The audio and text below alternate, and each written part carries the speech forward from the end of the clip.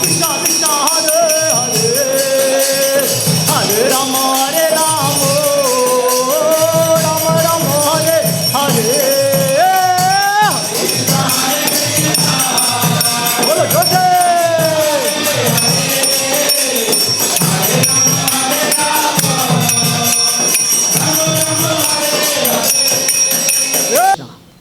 तो आज हम लोग चर्चा कर रहे हैं श्रीमद् भागवतम के प्रथम स्कंद 16वां अध्याय और श्लोक नंबर 31। इसके पहले हम लोग चर्चा किया था इसी अध्याय का 19वां श्लोक। तो आज उसके आगे हम जा रहे हैं 31वां श्लोक। 16वां अध्याय का 19वां श्लोक के ऊपर चर्चा किया था इससे पहले जब मैं आया था। तो यह अध्याय का नाम भी बहुत अच्छा दिया प्रभुपाद जी ने। परीक्षित ने कलियुग का सत्कार किस प्रकार से किया, किस तरह से किया। महाराज परीक्षित कली का राज चल रहा है तो उसका कैसे स्वागत सत्कार किया, ये अध्याय का नाम। तो इसके ऊपर हम लोग चर्चा करेंगे अभी। आत्मानं च न शोचामि भवन्तं च मरोत्तमं देवान् पितॄन् साधून् सर्वान् वर्णस्तथाश्रमान्। ठीक है, तो श्लोक का अर्थ बोलो।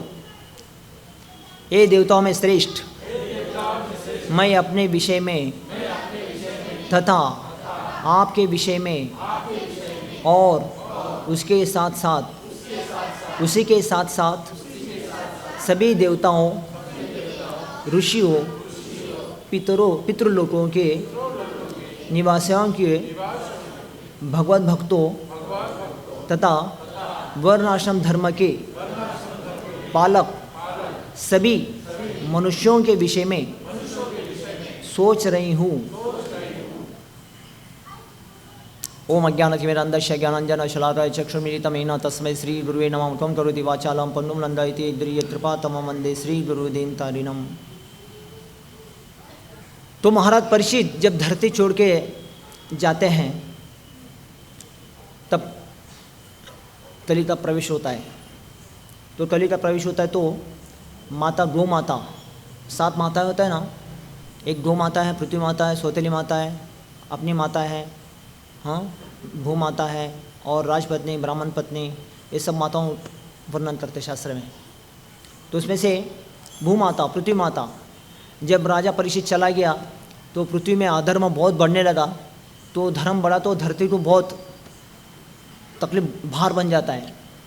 जितना धर्म का पालन लोग करते हैं तो इतना अधर्म का नाश होता है। प्रभुपाद जी बोलते थे, हाँ, जितना धर्म का लोग पालन करते नियम तो क्या होता है, अधर्म का नाश हो जाता है, पृथ्वी का भार कम हो जाता है।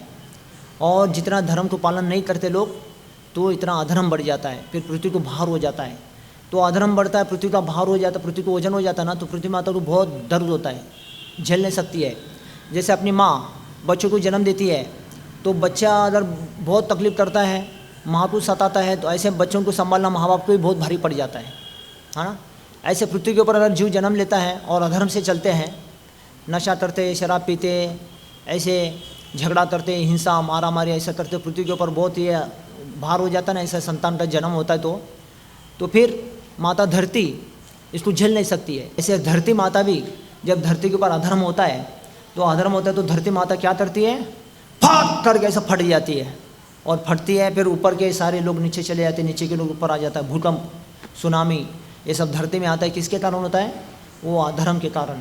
ये ऐसे अनाप शनाप बच्चे जन्म लेते, संतान जन्म लेते, धरती को वजन हो जाता है अधर्म के कारण, धरती को भार हो जाता है ना, तो भार माँ झेल नहीं सकती है, पृथ्वी माता, तो धरती में छोड़ देती है। तो ऐसा बहुत एक बार समय आया था तो धरती में बहुत भार हुआ था अधर्म का कारण। अभी भी ऐसा ही हुआ, धरती में अधर्म बढ़ता है तो दिन के दिन तो धरती माता को बहुत वजन होता है। तो धरती माता क्या करती है, तो बैल, धर्म के रूप में बैल होते हैं, तो माँ फिर बैल के पास जाती है, धर्म बैल का रूप धारण करते हैं। तो माता इसलिए गौ माता, परीक्षित चलने के बाद माता गौ माता, पृथ्वी माता गौ का रूप धारण करके बैल के पास जाके बैल को बोलती है। ये जो आज श्लोक में पढ़ा भी, देवताओं, ऋषियों, हाँ, देवताओं में श्रेष्ठ मैं आपके विषय में तथा आपके विषय में और उसी के साथ साथ सभी देवताओं के, ऋषियों, पितृलोक निवासियों और भगवत भक्त वर्ण आश्रम के पालक सभी मनुष्यों के विषय में मैं सोच रही हूँ। कौन सोच रहे हैं, गौ माता, सोच के बैल धर्मात्मा, धर्म बैल के पास जाके प्रश्न करते हो। ये सभी लोगों का इस कलयुग में जीवन कैसा होगा?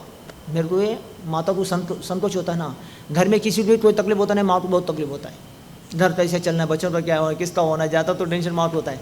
तो पृथ्वी माता को ये टेंशन है, इसके लिए वो बैल धर्म के पास जाके चर्चा करती है। धर्म कौन है? बैल, हाँ, धर्म के रक्षक।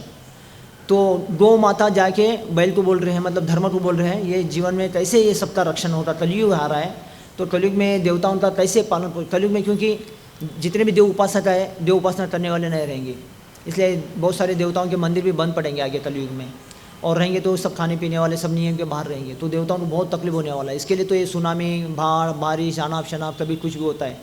फिर ऋषि लोग, साधु संत लोग भी नहीं रहेंगे, क्योंकि उनकी रक्षा करने वाले, उनके साधुओं की सेवा करने वाले धर्मात्मा लोग भी नहीं रहेंगे। तो दिन के दिन कलयुग में साधु आपको मिलना मुश्किल होगा, सच्चे साधु नहीं मिलेंगे। और पितरों का भी जो सेवा होना चाहिए, माता पिता की जो बच्चे लोग सेवा करना चाहिए, वो पितरों का सेवा नहीं होने वाला है। इसलिए संतान नहीं होने के कारण पितरों की भी रक्षा नहीं होने वाला है। इसलिए सब पितृ दुष्ट से पीड़ित हो जाएंगे, साधु संतों से पीड़ित हो जाएंगे, और उसके बाद देवताओं से भी पीड़ित हो जाएंगे। अधर्म के कारण ये सब होता है कलयुग में, ये कलि का लक्षण है। हाँ, देवताओं का सेवा ना होगा, साधु संतों का सेवा नहीं होगा, पितरों का होगा नहीं, और अन्य निवासी भक्तों का भी सेवा नहीं होगा कलयुग में। और उसके बाद वर्णाश्रम के नियम को भी लोग पालन नहीं करेंगे। 4 वर्ण 4 आश्रम है, ब्राह्मण, क्षत्रिय, वैश्य, शूद्र लोग भी नहीं मिलेंगे आपको। ज़्यादा से ज़्यादा कलो शूद्र संभव, कलयुग में शूद्र रहेंगे, ब्राह्मण लोग बहुत नहीं रहेंगे, ब्राह्मण नाम के रहेंगे, क्षत्रिय लोग भी धर्म के नहीं रहेंगे। ऐसा जो धर्म से क्षत्रिय होते ना, वो क्षत्रिय धर्म के नहीं रहेंगे, सब भितरे रहेंगे, ऐसा पीछे से कुछ करके जाएंगे ऐसा। तो आश्रम में भी जैसा ब्रह्मचारी लोग रहना चाहिए, ब्रह्मचारी आपको कम दिखेंगे, और सन्यासी लोग रहेंगे, लेकिन वो ऐसे नशा विशा करने वाले साधु सन्यासी ऐसे रहेंगे, भांग विंग पीएंगे, नशा करेंगे, गांजा पिएंगे, शराब पिएंगे, ऐसे ये सब नशा करने वाले साधु रहेंगे। कपड़े डालेंगे, जटा भी, दाढ़ी मूछ सब बढ़ाएंगे, लेकिन इसमें रहेंगे ऐसा। तो गृहस्थ, ब्रह्मचारी, वानप्रस्थ, सन्यासी, ये सब वर्णाश्रम में कमजोरी आएगा, क्योंकि कलयुग का प्रभाव। ये सत्युग में ऐसा होता था, त्रेतायुग में होता था, द्वापर युग में, लेकिन कलयुग में ये सब सिस्टम में रह के धर्म को पालन करना बहुत मुश्किल। 80% लोग है ना धर्म को नहीं पालन करेंगे, एक 10-20% लोग पालन कर रहे हैं अभी भी, इसलिए धर्म चल रहा है, ये संसार चल रहा है अभी भी, क्योंकि कलयुग अभी शुरुआत नहीं हुआ है, समझा ना। तो कलयुग का टोटल आयु कितना है? 4,32,000 साल है। कितना? 4,32,000 साल। उसमें 5,000 साल बीत गया समझो, मतलब 4,27,000 साल और कलयुग चलेगा। तो अभी आपको कलयुग में क्या दिख रहा है? जो भी देख रहे हैं, हम सुन रहे हैं, जो हो रहा है वो जाहिरात हो रहा है, ट्रेलर बोलते हैं उसको, ट्रेलर, जाहिरात। कार्यक्रम अभी शुरू नहीं हुआ, कार्यक्रम बहुत लंबा है, अभी हम देख रहे हैं वो जाहिरात देख रहे हैं। तो लोग बोलते हैं ना, जाहिरात अच्छा बनाओ, कार्यक्रम अच्छा हो रहा, इसलिए कलयुग का जाहिरात इतना भारी है। आप देखने से डर जाएंगे, सुनने से डर जाएंगे, बाहर जाने के लिए डर जाएंगे। ये कलयुग का ये भयानक ऐसा जाहिरात है। कार्यक्रम अभी बहुत लंबा है, रास्ता बहुत लंबा है। कलयुग का अभी एक भाग मतलब भी 1,60,000 होता है, 2 भाग मतलब 2,08,16,000 होता है, 4 भाग मतलब क्या होता है? 4,32,000 होता है। तो एक भाग 1,60,000 में से ही ना 5,000 साल में बीत गया, मतलब 1,03,000 साल अभी एक भाग के लिए बाकी है। एक भाग भी पूरा नहीं हुआ, एक भाग में केवल 5,000 साल बीत गया, मतलब एक भाग के लिए 1,03,000 और बाकी है। तभी कलयुग में एक भाग हो रहा ना 1,08,000, तभी कलयुग में एक प्रलय का झटका आएगा। कितना तो नुकसान हो जाए, कितने लोग तो मर जाएंगे उसमें, एक झटके में, एक प्रलय में 1,00,000 जब 8,000 हो रहा तभी। तो अभी कली शुरुआत नहीं, इसलिए हम लोग बहुत बड़े भाग्यवान, बहुत बड़े पुण्यात्मा हम लोग को समझना चाहिए। क्यों मालूम है क्यों भाग्यवान पुण्यात्मा हम लोग हैं? हाँ, हम शुरुआत के लोग हैं। अभी मथुरा में देखा क्या ऐसा, समझा ना। तो अभी भी कलयुग में किधर भी जाओ, कितना भी नास्तिक या शूद्र जगह जाएंगे ना, लेकिन वहाँ पे भी भगवान का नाम कीर्तन आपको मिल जाता है ऐसा, क्योंकि कलयुग में अभी भी लक्षण अच्छे दिखेंगे आपको, क्योंकि शुरुआत जस्ट अभी शुरुआत के रूप हम लोग। तो देवताओं के सामने ये कलयुग मतलब कितना अभी, हाँ, 1-2-3 दिन के समान है देवताओं की नज़र में। एक कलयुग शुरू हुआ पृथ्वी लोक में 2-3-4-5 दिन के समान है। 5,000 साल बीत गया, मतलब हमारे लिए 5,000 साल, देवताओं के लिए 5 दिन के समान है। इसलिए देवता लोग कलयुग को, धरती को धन्यवाद देते। पृथ्वी के ऊपर जो धरती में जन्म लेके जो भक्ति का कार्य करने ना, उनको गायन थी देव तिलक गीता नहीं, देवता लोग गायन करके उसको धन्यवाद देते, गाते गीते बहुत अच्छे इसमें। गायंती किल गीतानी धन्यस्तु ये भारत भूमि भाग्य। ये भारत भूमि में जो जन्म लेके भगवान की भक्ति कर रहे हैं उसके लिए धन्यवाद देते हो लोग, देवता लोग। हाँ, क्योंकि ये चांस देवताओं को नहीं लेकिन हमको मिला, और देवताओं को कितने जन्म के बाद मिलेगा पता नहीं, हमको मिला। तो देवता लोग धन्यवाद देते, क्योंकि अब जस्ट अभी 5 दिन के लिए अब कलयुग में है हमारे नज़र में। 5,000 साल है लेकिन देवताओं के लिए 5 दिन के समान है। हाँ, क्योंकि उनका टाइम लंबा है हमारे सामने। तो पृथ्वी लोग के 5,000 साल बीत गए, देवताओं के 5 दिन के समान बीत गया समझो। तो इसलिए वो भूलोक के बारे में गाते लोग। गायन्ति देव किल गीतानि धन्यस्तु ये भारत भूमि भागे स्वर्ग अपवर्तस्य फलार्जनाय भवन्ति भूय पुरुष सुरत्वात्। गायन्ति देव किल गीतानि, देवता लोग अलग अलग गीत में गाते हैं, भारत भूमि के बारे में बोलते हैं। धन्यस्तु ये भारत भूमि भागे, भारत भूमि को धन्यवाद देते हैं, भारत भूमि भागे, भारत भूमि को। क्यों? क्योंकि स्वर्ग अपवर्तस्य फलार्जनाय, जो स्वर्ग या अपवर्ग मतलब अन्य लोक में जो फल प्राप्ति नहीं कर सकते वो भारत भूमि में वो फल प्राप्ति कर सकते। क्या फल प्राप्ति कर सकते हैं पता है? हाँ, भगवान का नाम कर सकते हैं। अच्छा, और बताइए, जो अन्य लोक में इंद्रलोक, चंद्रलोक, स्वर्गलोक, ब्रह्मलोक में जो प्राप्ति होता नहीं वो आपको पृथ्वी लोक में भारत भूमि में वो आपको प्राप्ति होता है। क्या है? इसलिए वो भारत भूमि को धन्यवाद देते हैं। स्वर्ग अपवर्ग से फलार्जना है, जो फल आपको उधर प्राप्त होता नहीं इधर प्राप्त हो सकता है, वो क्या है? भक्ति। अच्छा, और बताइए। हाँ, भगवान को जान सकते हैं, भगवान को प्राप्ति कर सकते हैं, ये भारत भूमि में।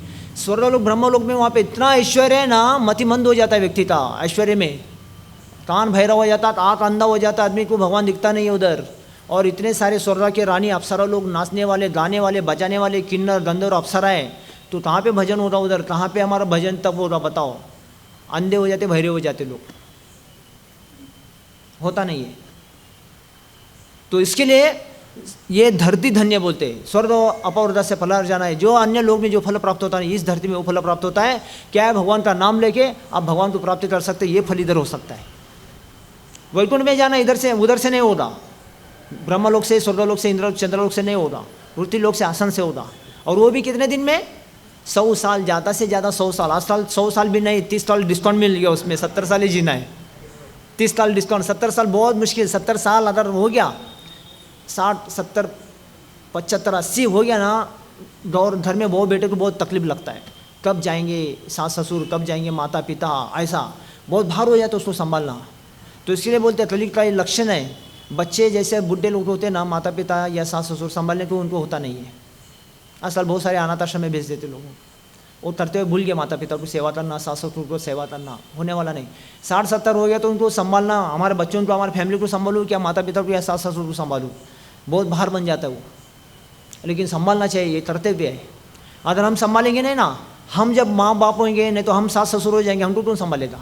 हमारा भी गति वही होने वाला है जो हमारे माँ बाप को हम करते हैं, हमारे सास ससुर को हम करते हैं ना, हम भी सास ससुर कभी बनने वाले हैं, हम भी कभी माँ बाप बनने वाले ना, हमारा संतान, हमारे बच्चे हमको भी वही करने वाले। ये कर्म का रिएक्शन, कर्म का दोष आता है। इसलिए कभी भी ऐसा गलती, ऐसा दोष, ऐसा पाप काम कभी नहीं करना है। अपने माँ बाप को छोड़ दो, अपने सास ससुर को छोड़ दो, या अपने पत्नी बच्चों को देखभाल करते रहो, तो या अपने पति बच्चों को करते रहो। ये बहुत बड़ा पाप और दोष है। जितने भी माता पिता या सास ससुर हैं उनकी सेवा करना इधर दृश्यों का कर्तव्य है। जब तक कोई सन्यासी ब्रह्मचारी है वही छोड़ सकता है। धर दृश्य में तो छोड़ने का जिम्मेदारी नहीं, धर दृश्य में जोड़ने का जिम्मेदारी है। छोड़ नहीं सकते, छोड़े तो बड़ा पाप है। हाँ, धर दृश्य में एक टाइम में भगवान को छोड़ सकते, लेकिन माता पिता को, माँ बाप को, सास ससुर को छोड़ नहीं सकते, बड़ा पाप है वो। क्योंकि उनके लिए वही माता पिता, वही सास ससुर, वही भगवान के समान है। उनकी सेवा करते तो ना आपको भगवान मिलेंगे। अगर वो छोड़ के भाई भगवान का भजन में जुड़ जाए ना, बड़ा महापाप होता है।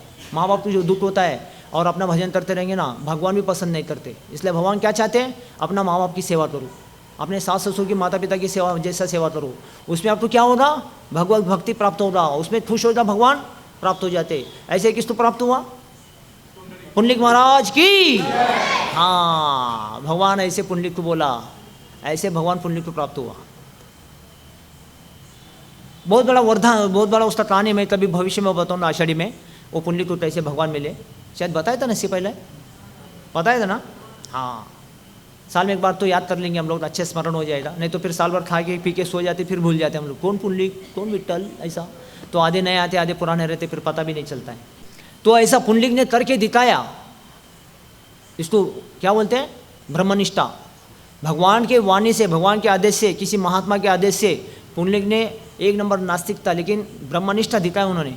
ऐसा मैं मेरे माता पिता की सेवा करके दूंगा, करके दिखाऊंगा, भगवान को ब्रह्मा तो वहाँ पे आना ही पड़ेगा। तो करके दिखाया, सही में भगवान को आके खड़ा होना पड़ा। ये वही रूप है विठ्ठल। सुंदर रीति ध्यान उभावी ठेवरी, खर खटावरी ठेवून तुलसी आर दळा, काशी पीतांबर आवडे निरंतर, ऐसी ध्यान।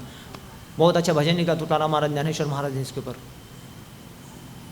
ये पुंडलिक ने रूप में दर्शन किया भगवान को। कभी जब माता पिता की सेवा किया, भगवान ने दर्शन देने के लिए आए थे। तो इसलिए बहुत बड़ा पाप है। अभी कलयुग में ऐसा होता नहीं है। कलयुग में बूढ़े होते लोग छोड़ देते, उम्र होता तो छोड़ देते, ऐसा नहीं है। वही उनके लिए बहुत बड़ा कर्तव्य जिम्मेदारी है। सास ससुर अपने माँ बाप से ऐसा सेवा करना, अपने माँ बाप को भी अपने माँ बाप की अच्छा ध्यान देके सेवा करना, ये बहुत बड़ा धर्म सुंदर जिम्मेदारी। जब तक कोई सन्यासी होता नहीं, कोई साधु होता नहीं, तब तक परिवार में किसी को त्याग करना ही पाप है। परिवार में त्याग करना है तो केवल क्या त्याग करना है, सब होते हुए पता है क्या? किसी को अगर त्याग करना है, किसी माता की प्रभु जी को, सब होते हुए कोई चीज़ को त्याग करना मतलब लोग को त्याग करना है। क्या त्याग करना है? हाँ, धन के प्रति, गाड़ी के प्रति, घोड़े के प्रति, समाज के प्रति, परिवार के प्रति, ये दुनियादारी के प्रति जो लोग होता है ना, लोग को त्याग करना है और भगवान के भक्ति में पूरा परिवार को सेवा में लगाना है, ये करना है। बाकी परिवार में किसी को त्याग नहीं सकते हम। हाँ, ये लोभ है ना, व्यक्ति को गलत दिशा में लेके जाता है। तो वो लोग तो त्याग करके अपने परिवार के साथ भगवान की भक्ति को करके दिखाना, ये धर्म का धर्म होता है सबका। जब तक कोई साधु होता नहीं, सन्यासी होता नहीं, ऐसा। तो ये कौन करके दिखाया है? स्वयं प्रभु रामचंद्र ने करके दिखाया। अभी रामलीला चल रहा है, राम कथा चल रहा है। अभी तात्पर्य में प्रभुपाद जी क्या बोलते हैं, अभी क्या बोला है श्लोकार्थ में, देवताओं में श्रेष्ठ मैं आपके विषय में तथा आपके विषय में, और मैं और उसी के साथ साथ उसी देवताओं, ऋषियों, पितृलोक के निवासियों, भगवत भक्तों तथा वर्णाश्रम धर्म के पालक सभी मनुष्यों के विषय में सोच रही हूँ। गौ माता सोचती है, चिंता करती है, सोचती है, हाँ, ये सब के बारे में सोचती है, दुखी हो जाती है माता। तात्पर्य प्रभुपाद जी के मानव जीवन को पूर्ण बनाने में मनुष्य, देवताओं, पितरों और ऋषियों के निवासियों, भगवत भक्तों तथा वैज्ञानिक वर्णाश्रम धर्म का योगदान रहता है। देखो, मनुष्य जीवन में इतने सारे लोगों का योगदान चाहिए, देवताओं का भी चाहिए, पितरों का चाहिए, ऋषि मुनियों का चाहिए, और अन्य निवासी भगवत भक्तों का, और वर्णाश्रम धर्म के जितने भी लोग हैं, गृहस्थ, ब्रह्मचारी, वानप्रस्थ, संन्यास, और उसके ब्राह्मण, क्षत्रिय, वैश्य, शूद्र, ये सारे लोगों का गृहस्थ जीवन में योगदान चाहिए, तभी गृहस्थ जीवन बहुत सुरक्षित चलेगा। हाँ, तो तात्पर्य प्रभुपाद जी बोलते आगे, अतएव मानव जीवन तथा पशु जीवन में अंतर है, वह वर्णाश्रम की वैज्ञानिक प्रणाली से प्रारंभ होता है, जिसका मार्गदर्शन देवताओं के लिए ऋषियों के अनुभव द्वारा होता है, और जो धीरे धीरे उड़ता हुआ भगवान श्री कृष्ण के साथ नित्य संबंध की स्थापना तक पहुंचता है। जब ईश्वरकृत वर्णाश्रम धर्म जो पशु चेतना था, मानव चेतना में, और मानव चेतना था देव चेतना में विकास के लिए होता है, मूर्खों की प्रगति के द्वारा चिन्ह कर दिया जाता है, चित किया जाता है। तो शांतिपूर्ण प्रगतिशील जीवन का सारा ढांचा चरमरा जाता है। कलयुग में विषयधर सर्प का पहला आक्रमण ईश्वरकृत वर्णाश्रम धर्म पर होता है। देखो, पशु जीवन में, मानव जीवन में प्रभुपाद बोलते यही फर्क है। मानव जीवन में क्या है? वर्णाश्रम धर्म है, और पशु जीवन में क्या है? वर्णाश्रम धर्म नहीं है। इसलिए वर्णाश्रम धर्म पशु को ही लागू होता नहीं है, मनुष्य को लागू होता है केवल। ब्राह्मण, क्षत्रिय, वैश्य, शूद्र, गृहस्थ, ब्रह्मचारी, वानप्रस्थ, संन्यास, ये मनुष्य जीवन में होता है, पशु जीवन में होता नहीं है। तो मनुष्य जीवन में पालन करना है, मनुष्य जीवन में पालन नहीं करेंगे तो मनुष्य जीवन, पशु जीवन कोई फर्क नहीं है। तो प्रभुपाद बोलते हैं, कलयुग में विषयधर सर्प का पहला आक्रमण ईश्वरकृत वर्णाश्रम धर्म पर होता है। कली का पहला आक्रमण किसके ऊपर होता है? वर्णाश्रम धर्म के ऊपर होता है। इसलिए आजकल वर्ण में, आश्रम में लोग फिट नहीं होते हैं, क्योंकि कली का राज चल रहा है, कली के लक्षण आते उसमें, कली का प्रभाव हो जाता है या कलह आ जाता है उसमें। इसलिए वर्णाश्रम धर्म में लोग पालन करना बहुत मुश्किल है। अगर कोई रहते हैं तो धर्मात्मा समझना चाहिए। नहीं तो कलयुग में ये पालन करना मुश्किल है, क्योंकि कली का वास होता है वहाँ पे। कलयुग में हम लोग हर चीज़ में कली का वास है, कलयुग में हम। तो अगर उसमें रह के कोई वर्णाश्रम के नियम में अच्छे से रहते हैं तो उनके लिए कली का प्रभाव ज़्यादा होता नहीं, लेकिन अगर कोई रहते नहीं है तो कली का प्रभाव उसका ऊपर ज़्यादा होता है।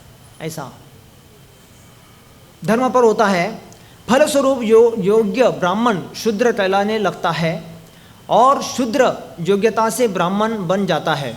यही सबसे झूठी जन्म के दावे से होता है। जन्मना ब्राह्मण बनना प्रामाणिक नहीं है, भले ही इससे किसी एक शर्त की पूर्ति होती है।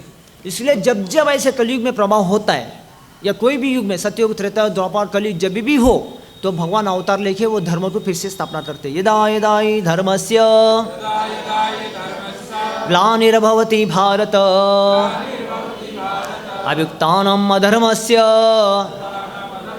तदात्मानं सृजाम्यहम् परित्राणाय साधूनां विनाशाय च दुष्कृतां धर्म संस्थापनार्थाय संभवामि युगे युगे। क्या बोला है? यदा यदा हि धर्म से, जब जब धर्म में ग्लानि रहता है, यदा यदा धर्म से ग्लानिर्भवति भारत, ए भरतवंशी, जब जब ग्लानि राजा संकट आया था धर्म में तो मैं अवतार लेता हूँ। ग्लानिर्भवति भारत अभ्युत्थानम् अधर्मस्य, अधर्म बढ़ना है, तदात्मानं सृजाम्यहम्, मैं प्रकट होता हूँ। इसलिए भगवान प्रकट होके धर्म की स्थापना करते। तो जब कलयुग में, कलयुग अभी आया, उससे पहला त्रेता युग था, सत्ययुग था। सत्ययुग में भगवान थे विष्णु, बहुत असुरों का राज चल रहा था। भगवान को जाके प्रार्थना किया। कौन थे असुर सत्ययुग में? हिरण्यकशिपु, हिरण्यक्ष था। तो प्रार्थना कौन किया था उनके लिए? प्रहलाद महाराज ने प्रार्थना किया था। सत्ययुग खत्म हो गया, फिर त्रेतायुग आ गया। त्रेतायुग में असुरों का राज चल रहा था। कौन थे बड़े असुर? रावण, कुंभकर्ण थे।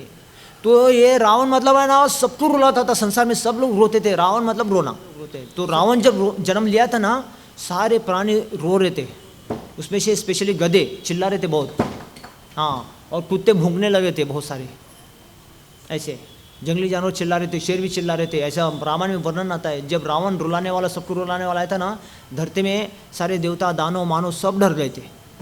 वो किसी को सुनता नहीं था। वरदान भी लेकर रखा था रावण ने। रावण किसका उपासना करता था? हाँ, किसका? शिव जी का उपासना करता था। और वरदान लिया था उसने, मेरे को दिन रात किसी पक्षु जीव जंतु किसी से मेरे को मरण नहीं होना चाहिए, मेरे को जीवन अमर होना चाहिए, ऐसा वरदान लिया था उसने। लेकिन अगर कोई देवताओं का पूजा पाठ सब करके भी अगर भगवान से विरोध करते तो भगवान रक्षा नहीं कर पाए। देखो इतने सारे देवताओं का पूजा पाठ किया, लेकिन राम जी से विरोध कर रहा था तो उसको देवता को रक्षा किया गया, अंत तो उसका मरण ही हुआ। सारे वरदानों को बाजू में रख के उसको राम ने मार दिया। इतने सारे वरदान लेके रखा था रावण, कोई देवता, दानव, मानव सब आके भी युद्ध करते थे ना, वो हरता नहीं था, इतना उसको शक्ति प्राप्त था। बाद में सारे देवता जाके भगवान से प्रार्थना किया, प्रभु ये इसको इतने सारे वरदान दे के रखा है वो भोले बाबा ने, तो आप इसको मारना आपका ही काम है। इसको एक ही वरदान नहीं है, हाँ, एक नर और नारायण, एक नारायण और नर इसको मार सकते, बाकी कोई नहीं मार नहीं सकते इसको। तो आप नारायण है, नर मतलब वानर, ये वानर इसको मार सकते, बाकी कोई मार नहीं सकते। उसका कारण वही, तो वानरों के कारण रावण का मरण हुआ, या नर के कारण मतलब नारायण के कारण राम ने मारा उसको। फिर सारे वरदानों को बाजू में रखे देवताओं ने सारे भगवान को प्रार्थना किया, प्रभु आप ही इसको मार सकते, बाकी किसी का हिम्मत नहीं हो रहा है, किसी को सुन रहा नहीं वो। तो तब भगवान विष्णु ने उनके प्रार्थना को स्वीकार कर लिया। तो सारे देवताओं को भगवान ने वरदान दिया, आने वाले मनुष्य रूप में जब मैं त्रेता युग में आऊँगा, नारायण रूप, नर रूप, मनुष्य रूप लेके आऊँगा मैं। इसको वरदान था ना, वो मनुष्य रूप को मैं लेके आऊँगा।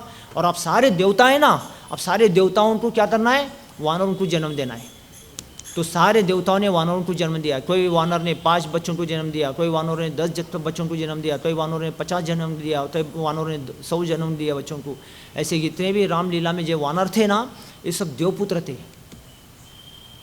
सादा वानर नहीं थे, देवपुत्र थे देव। अभी वो देवता भी कौन होते? देवता भी मनुष्य लोक में 100 जन्म, ये 4 वर्णाश्रम को पालन करता ना निष्ठा से, ब्रह्मनिष्ठा से, 4 गृहस्थ ब्रह्मचारी वानप्रस्थ संन्यास, हाँ, ब्राह्मण क्षत्रिय वैश्य शूद्र, 100 जन्म ब्रह्मनिष्ठा से ऐसे कोई पालन करता ना, वो व्यक्ति देवलोक में देवता बनता है। सोचिए, देवता इंसान को बनना पड़ता, पृथ्वीलोक से देव बन के जाते देवलोक में, समझा ना। 100 जन्म ऐसा कोई पुण्य और है, करने वाले भी है, ऐसा करते भी है। कितने लोग तपस्या करने वाले हैं हमारे भारत में। 1 करोड़ तीर्थ क्षेत्र है, 1 करोड़ साधु संत महात्मा लोग है, 1 करोड़ मंदिर मठ है भारत में, इतना कुछ है। उसमें ऐसा कोई पुण्यात्मा भी है, देवता बनने जैसा व्यक्ति है, ब्रह्मलोक में जाके देव बनना, इंद्रलोक में बनना, ऐसे तो पुण्यात्मा लोग भी है, जब तप करने वाले। इसलिए तो देवलोक में जाते हैं लोग, इतने तपस्या करने वाले, सालों साल तपस्या क्यों करते हैं भरोपे में, पहाड़ों में बैठ के। ऐसा पुण्यात्मा धरती में है आज भी। अब जब कुंभ मेला में जाएंगे ना, तो आपको पता चलेगा, ऐसे ऐसे महात्मा लोगों को मैं देखा दर्शन में। हाँ, तो मनुष्य लोक में ऐसा ऐसा तपस्या करके 100 जन्म तक कोई तप करके जाता है ना, वो देवलोक में देवता बनता है, देखो। और ऐसे देवताओं के पुत्र बने हैं ये सारे वानर, इसलिए इतना शक्तिशाली। हम लोग 3 साल पहले हम लोग गया था हम्पी यात्रा, बहुत अच्छा है हम्पी यात्रा। अभी तक मैं भारत में कितनी यात्रा किया ना, सबसे भारी यात्रा मेरे को लगा हम्पी यात्रा। क्यों पता है? आप में से कितने लोग आए हाथ उठाए हम्पी यात्रा? कोई भी आया नहीं, एक जीव सदाशिव, मैं ही आया, इसलिए मैं ऊंचा बैठा, है कि नहीं। अभी अगले टाइम में आपको फिर लेके जाएंगे हम्पी, समझा ना। हम्पी लेके जाएंगे, जो अच्छे सुनने मानने वाले रहेंगे उनको लेके आएंगे, बाकी उनको उधर ही छोड़ के आएंगे। नहीं, ऐसा नहीं, सबको लेके आएंगे। तो अभी तक मैं जितने भारत में यात्रा किया, कम से कम 100 यात्रा तो होगा पिछले 40 साल में, तो ये सबसे भारी यात्रा मेरे को हम्पी लगा। क्यों? हम्पी अभी भी जैसे कि वैसे आपको लगेगा। हम्पी वानरों का किष्किंधा नगरी गांव है, शबरी माता का गांव है वो। शांडिल्य ऋषि मुनि जो शबरी के गुरु बने, उनका वो गांव उधर ही है, तपोभूमि उधर ही है। अंजना माता ने हनुमान जी को जन्म दिया, वो भी जगह उधर ही है, हम्पी। वहाँ से राम जी लंका चले गए थे, ऋषिमुख पर्वत है वहाँ पे हम्पी में। ऋषिमुख पर्वत में हनुमान जी तप करते बैठे थे, वहाँ पे हनुमान जी को राम जी मिले थे, सीता के विरह में हनुमान जी को ढूंढते ढूंढते गए ना, हनुमान जी वहाँ पे तप करते बैठे थे, राम राम ऐसे तप करते बैठे थे ना। यहाँ पे मेरा भदर का कौन आवाज़ था, देखते तो राम हनुमान जी वहाँ पे जप करते बैठे थे, बहुत अच्छा। तो हनुमान जी बैठे थे, शबरी माता भी यहाँ पे प्रभु आएंगे आएंगे आएंगे बोल के शबरी माता का आश्रम में हम गए थे, बहुत अच्छा। पंपा सरोवर में हम स्नान भी किया, बहुत अच्छे अच्छे स्थान है हम्पी में। ये कर्नाटक में पड़ता है, गुलबर्गा के आगे, बेलगांव से और 12 घंटा आगे पड़ता है। तो वहाँ पे हनुमान जी राम जी को मिले, वो जगह है। तो राम जी मिलने, वो सारे वानरों को मिला है, शबरी का आश्रम भी है वहाँ पे, और उसके बाद वाली सूर्य का भी ढूपा है, वाली सूर्य का झगड़ा हुआ, वो सब जगह उधर ही है। तो बाद में सारे वाली सूर्य आए, फिर हनुमान जी को बहुत सारे वानर लोग ने मदद किया था। फिर अभी लंका पार करके कौन जाएगा, ये सारा मीटिंग चर्चा हो रहा था। कई वानर बोले तो मैं जाऊँगा तो आऊँगा नहीं, मेरा इतना क्षमता नहीं। तो बोल रहा था मैं बीच में गिर जाऊँगा, मेरा इतना क्षमता नहीं। लास्ट में कौन जा सकते, फिर हनुमान जी कर सकते, ये अंगद ने बताया, नहीं जामवंत ने बताया। हाँ, हनुमान जी को बुद्धि काम नहीं कर रहा था। हनुमान जी को बुद्धि क्यों नहीं काम कर रहा था? एक बार साधु संत लोग सारे लोगों ने यज्ञ कर रहा था, वो ये बंदर जैसा काम कर रहा था, वो यज्ञ में जाके पानी डाल के बुझा दिया उनका यज्ञ को, बुझाते। फिर वो साधु संतों ने पूरा गुस्सा करके ना उसको पूरा घमंड धरवा रहा है, ये इसको ये बल का दिखा रहा, घमंड बंदर जैसे दिखता है और बल का ये शक्ति दिखा के हमारा पूरा यज्ञ भंग किया इसने बोल के ना, सारे साधु संतों ने उसको शाप दिया, आपका बल का नाश हो जाए, हाँ आपका बुद्धि भ्रष्ट हो जाए। तो बुद्धि काम करना बंद हो गया। हनुमान जी को समझ नहीं आ रहा था, फिर उसके बाद बुद्धि भ्रष्ट हो गया हनुमान जी का, फिर बल भी काम नहीं कर रहा था हनुमान जी का। और बाई चांस कभी कोई आपका शक्ति को, आपके बल को कोई याद करके देंगे ना हनुमान जी, तभी आपको बल फिर शक्ति आ जाएगा, तब आप कुछ सेवा भगवान के लिए कर सकते, तब तक नहीं होता आपका। ऐसा उन्होंने फिर वरदान दिया हनुमान जी को। तो समय स्थिति काल के अनुसार फिर हनुमान जी को राम जी को मिलन हुआ। फिर हनुमान जी को समझ में आ रहा ही नहीं था क्या बोल रहे राम जी, क्या करना है मेरे को, कुछ पता नहीं चला था, क्योंकि बुद्धि भ्रष्ट हो गया, बल भी घट गया। सारे लोग बोल रहे थे, उसमें फिर जामवंत ने हनुमान जी का स्तुति किया, हनुमान जी आप इतने बड़े बलवान हैं, हनुमान जी आप भगवान के इतने बड़े भक्त हैं, हनुमान जी आप भगवान की बहुत बड़ी सेवा कर सकते हैं, आप क्या नहीं कर सकते, आज तक क्या नहीं हुआ आपका, ऐसा वैसा। जब से जैसे जामवंत ने हनुमान जी का स्तुति किया ना, ऐसे हनुमान जी को याद होते होते क्या उसका बुद्धि फिर से ठिकाने में आ गया, उसका स्मरण आ गया। स्मरण आने को फिर उसको बल भी बढ़ गया। फिर जैसे उसको बल बढ़ गया, स्मरण आने लगा, जय श्री राम बोल के चलान लगाया, तुरंत उन्होंने लंका में जाने के लिए पार हो गया। वो जगह वहाँ पे है। तो हनुमान जी गए, उस टाइम में चतुर्मास चल रहा था। वो चतुर्मास चल रहा तो आने तक 4 महीना राम जी वहाँ पे ऐसे तप करते बैठे थे। आज भी वो हम्पी में सुकमुख पर्वत के ऊपर मंदिर है, वहाँ पे एक ही जगह ऐसा पूरा भारत में या पूरा विश्व में होगा, एक ही मूर्ति ऐसा राम जी का है। राम जी सीता की विरह में ऐसा तप में बैठे, हनुमान जी का राह देखते। हनुमान जी आ जाएंगे, आएंगे आएंगे आएंगे, 1 महीना 2 महीना 3 महीना 4 महीना चतुर्मास हो गया, 4 महीना तक राम जी ऐसे तप के रूप में ऐसे तप में बैठे मांडी दल के। ऐसा एक ही मूर्ति वहाँ पे आपको दिखेगा, बाकी सब जगह धनुष लेके खड़े दिखेंगे आपको राम जी, लेकिन वहाँ पे आप हम्पी में देखेंगे ना, वहाँ पे बैठे हुए मूर्ति है और तप के रूप में बैठे हैं, हनुमान जी का राह देखते बैठे हुए ऐसा। तो हम लोग जब हम्पी में गए थे जब यात्रा में ना, तो एक भक्त अयोध्या से आया था वहाँ पे, अयोध्या के लिए आया था वहाँ पे। तो मैं बोला कहाँ से आया? अयोध्या से। बोला क्यों आया? बोले तो अयोध्या में मैं यहाँ पे चतुर्मास उपास मनाने के लिए आता हूँ, हर साल आता हूँ अयोध्या से चतुर्मास मनाने के, कार्तिक में चतुर्मास में मना के जाता हूँ 4 महीना। मैं बोला उल्टा उधर जाना चाहिए, अयोध्या धाम है, अब इधर क्यों आते हैं? बोलते नहीं, अयोध्या में भगवान चतुर्मास मनाने के लिए इधर आते हम्पी में, क्योंकि इधर उन्होंने शुरू किया था चतुर्मास, तो इधर ही होता है लीला भगवान का, तो इधर हम मनाने के लिए आते हैं। अयोध्या से हम्पी में आते चतुर्मास मनाने के लिए लोग, सोचिए आज भी वो प्रथा है। तो चतुर्मास मनाते बोलते हम्पी में, आज भी वो जगह में है हनुमान राम जी, वो जगह हम्पी में बहुत अच्छा है। तो बोलने का मतलब अभी भी हम्पी में जैसे कि वैसे स्थान है, कुछ भी परिवर्तन नहीं किया। हम्पी देवस्थान वो जो कमेटी बनाया उन्होंने, पूरा जितना जगह पूरा जगह को कंपाउंड बना के कब्जा करके रखा, वो जगह को कुछ बिगाड़ना नहीं चाहिए बोल के। जितने वानरों ने बड़े बड़े पत्थर उठा के लेके एक के ऊपर एक के ऊपर, जैसा पता चला लंका बनाने का सेतु बनाने का काम हो गया, सारे वानरों ने एक के ऊपर एक ऐसे बड़े बड़े पत्थर उठा के रख दिए। एक एक पत्थर इतना, ये कमरा इतना बड़ा पत्थर है, एक के ऊपर कभी कभी कोई मशीन यंत्र वंत्र कोई तंत्र विंत्र कुछ नहीं था, ऐसे पत्थर उठा के रखे होंगे। सोचिए ये लोग बड़े बड़े पत्थर एक के ऊपर ऐसे 4-4 5-5 पत्थर रखे हैं, एक एक पूरे इतना कमरे इतना पत्थर है एक एक, और एक के ऊपर ऐसा लगा के रखे, कैसे लगा के रखे होंगे सोचो। ऐसे कम से कम लाखों पत्थर है, पूरे जंगल भर के पत्थर लगा हुए हैं वहाँ पे। वो देखने से ऐसा लगता है राम जी का लीला अभी भी यहाँ पे चल रहे हैं, वो वानर लोग कर रहे होंगे ऐसा लगता है। और मैं ये सोचा है ऐसा कंधे में उठा के, जैसे हम बॉल उठा के लेके जाते हैं ऐसे बॉल उठा के लेके जाते थे लोग, जय श्री राम बोल के पत्थरों को उठा, जैसा उनको संदेश मिला सेतु बनाने का काम हो गया, सारे वानरों ने पत्थरों को सजा के रखा, भविष्य में आने वाले लोग देखते रहेंगे ये सब लीला बोल के ऐसे पत्थरों को रचा के रखा हुआ। आज भी वो पत्थर देखने को मिलते हैं वहाँ पे, आपको सबके ऊपर श्री राम जय राम ऐसा लिख के रखा हुआ पत्थर आज भी वहाँ पे, इतने बड़े बड़े पत्थर। अभी वो एक पत्थर उठाने के लिए कितने बड़े ट्रेन मशीन लगता है, उसके लिए बच्चों को 25 साल पढ़ाना पड़ता है एक पत्थर उठाने के लिए, और ये वानर ये पत्थर ऐसे उठा लेते थे। सोचिए क्यों उठाते थे? ये वानर सादे पुत्र नहीं थे, देव पुत्र थे, उनके पास दैवी शक्ति होता था, इसके लिए वो दैवी शक्ति से काम करते थे। मेरे को पता चला जब पत्थरों को जगह को देखा ना, ऐसा लगा कि आज भी यहाँ पे रामलीला वो भगवान के होते हैं, इतना पवित्र जगह है वो, जैसे कि वैसे दिखता भी, अभी भी देखने से पता चलता है। सोचिए हाँ, बोल के सारे देवता ने भगवान की लीला में मदद होने के लिए सारे वानरों को जन्म दिया। तो बाद में भगवान अवतार लिए संसार में राम के रूप में, अवतार होने के बाद फिर सारे वानरों ने भगवान को ये लीला में रामलीला में मदद किया, ये सारे वानरों ने। तो ये वानर लोग कोई थे, देवता के पुत्र थे, ऐसे कोई इंसान साधारण इंसान नहीं थे। तो भगवान दशरथ नंदन राम, भगवान राम, दशरथ को कोई संतान नहीं थे। दशरथ बहुत बड़े राज चक्रवर्ती सम्राट थे महाराज दशरथ, उनको भी कोई संतान नहीं थे। क्यों? क्योंकि वो भी जंगल में शिकार में जाते थे, मृत प्राणी को मारा था तो उसको शाप मिला। किसको मारा था उन्होंने? श्रावण बाल को मारा था। शिकार में जाता, देखो किसी भी जीव का हिंसा करते तो उसका कितना बड़ा खराब, कोई राजपुत्र क्यों ना हो या ब्रह्मपुत्र क्यों ना हो, ब्रह्म मतलब भगवान का संतान क्यों ना हो, या बाप माँ बाप क्यों ना हो, शाप कभी छूटता नहीं। देखो इतना डेंजर होता है। महाराज दशरथ शिकार के लिए गए थे और पेड़ के ऊपर बैठ के शब्द बेदी बाण कान से सुन के बांध छोड़ दिया उसने। वहाँ पे कोई मुर्ग पानी पीने के लिए आया, सोच के ना महाराज दशरथ ने धनुष छोड़ा ना, जाके श्रावण बाल को लग गया। वो श्रावण कौन था? भगवान के बहुत बड़े ऊंचे पूछे भक्त थे बेचारे। वो माता पिता को काशी यात्रा लेके जाते थे। माता पिता का अंतिम दिन इच्छा था, बेटा हम शरीर छोड़ने से पहले काशी यात्रा लेके चलो। ठीक है, बेटे ने फिर माँ बाप को कावड़ी बोलते मराठी में, तराजू हिंदी में बोलते ना, तराजू बोलते ना, हाँ तराजू में बिठा के, हाँ कावड़ मराठी में बोलते ना, कावड़ी मराठी में बोलते, तराजू हिंदी में बोलते।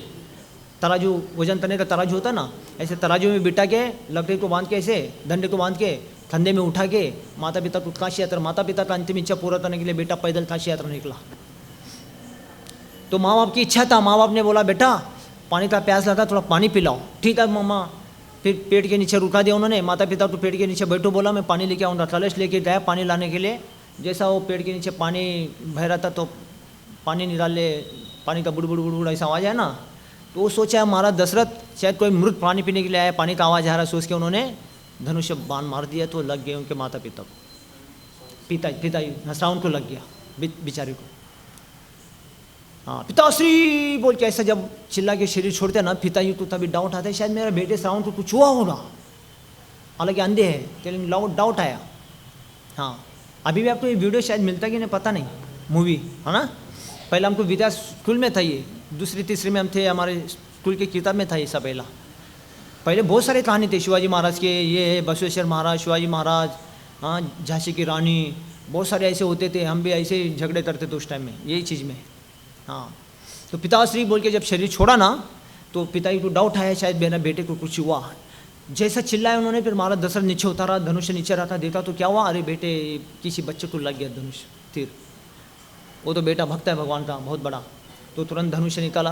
तो शरीर छोड़ने वाले थे तब उतने में श्रावण बताते महाराज दशरथ, महाराज आप इतना काम तो करो, अब चलो ये तो हो गया, अभी मेरे शरीर छूटने वाला है, लेकिन ये काम थोड़ा पुण्य काम करो, मैं जो माता पिता के लिए पानी लेने, माता पिता का प्राण ना जाए तो उनको कम से कम पानी पहुँचा दो।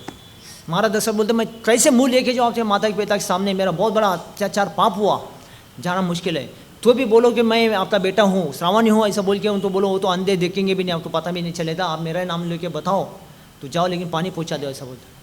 तो ऐसा बोल के फिर श्रावण शरीर छोड़ देते।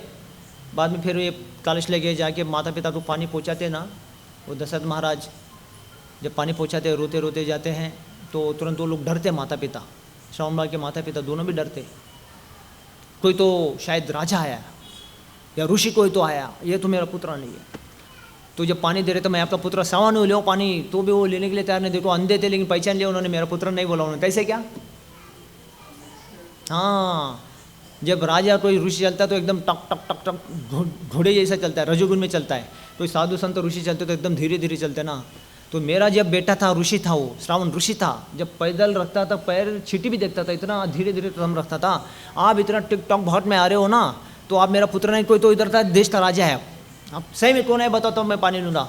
तो महाराज रोते धोते दशरथ ने बताया मैं इधर का राजा हूँ, महाराज दशरथ मेरा नाम है, लेकिन मेरा बहुत बड़ा गलती पाप हुआ है, मैं ऐसे शिकार के लिए जंगल में गया था तो मेरे हाथ से इतना गलती हो गया, आपका पुत्र को धनुष जाके लग गया, आपका पुत्र शरीर छोड़ा।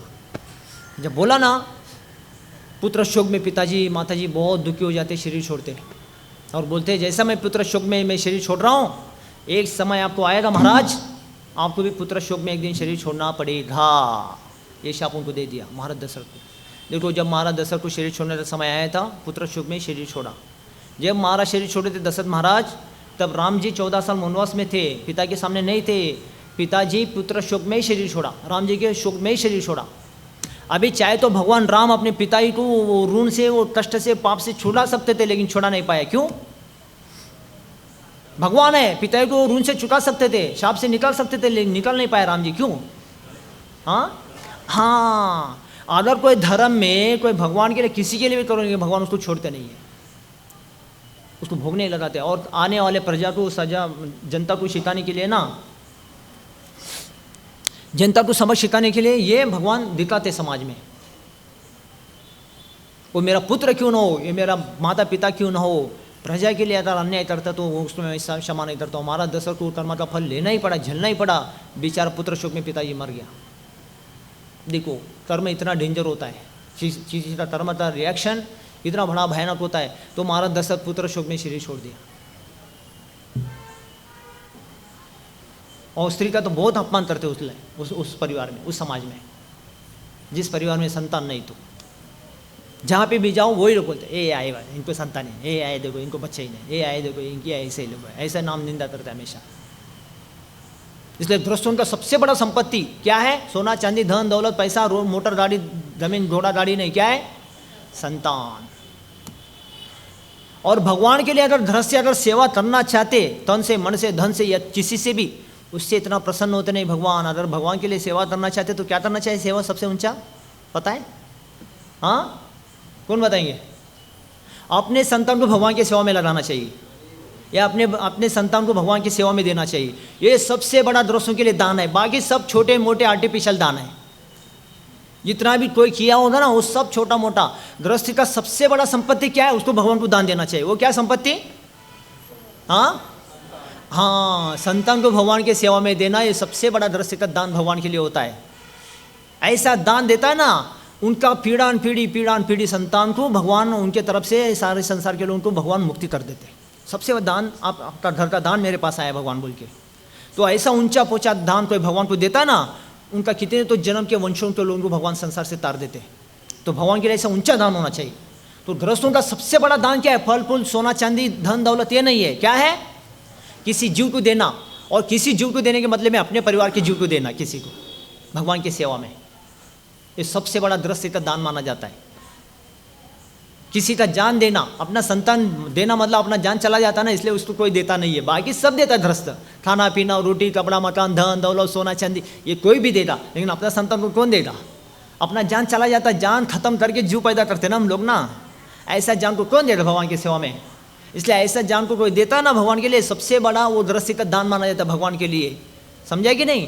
ऐसे हमारे प्रभुपाद की सेवा में कितने तो माता पिता के संतान आके प्रभुपाद की सेवा में बैठे। इसके लिए कितने तो माता पिता का संसार के लोगों का उद्धार प्रभुपाद जी ने कर दिया। सबसे बड़ा दान प्रभुपाद जी ने लिया गृहस्थों से। ये खाना पीना रोटी कपड़ा ये सब नाशवान चीज़ है, लेकिन इसी की संतान को संसार में लेके आए भगवान की सेवा में थे, तो वो संतान संसार में सारा संसार की दुनिया को परिवर्तन कर लेते हैं, परिवर्तन करते हैं। ये इतना बड़ा वो गृहस्थों का दान धर्म माना जाता है। उसके बाद बाकी छोटा मोटा सब फल फूल दान दक्षिणा जो किया है सब एक्स्ट्रा छोटा छोटा मोटा काम है, ये सब एक नाशवान चीज़ है।